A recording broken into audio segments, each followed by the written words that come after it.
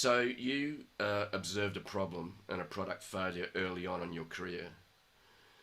So that obviously you were curious of why IBM had spent two lots of $1 billion on two product failures. In other words, the operating system and the computer. Yeah. So what happened over the next few years after that sort of aha moment early on in your career at IBM? Well, I spent the last 5 years of my IBM career working in product planning. Uh, and it's kind of a term that was popular back then, but you don't see that term used so much anymore. It's generally the role of the product manager to figure out what's the next iteration of a product and lay out Yeah, the product roadmap.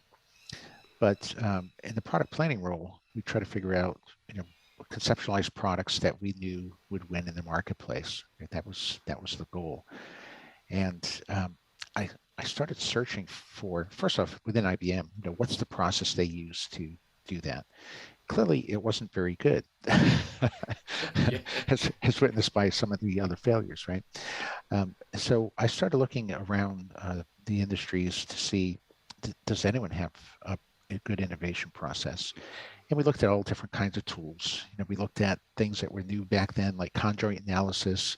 Hey, I went to see Dr. Paul Green at Wharton Business School to go talk with him about this new idea of conjoint and how that would help yeah, create more predictability. We were introduced to the voice of the customer that was new at that time, and the House of Quality, QFD. There's a whole series of things that were happening. It was great times. But one thing I recognized very quickly is that there really was no unifying theory of innovation or no end-to-end innovation process that that people could rely on. yeah. So that's when I went back to thinking through, as I mentioned already, what are those metrics people are using to judge the value of our products? Can we know them well in advance?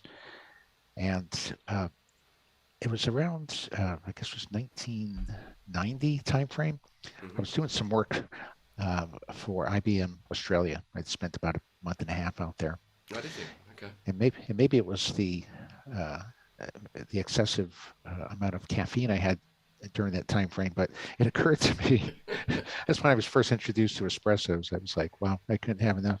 Did you spend time in a building that looks straight down the harbour bridge? I did, in Yeah, fact. Yeah, it was yeah. absolutely beautiful.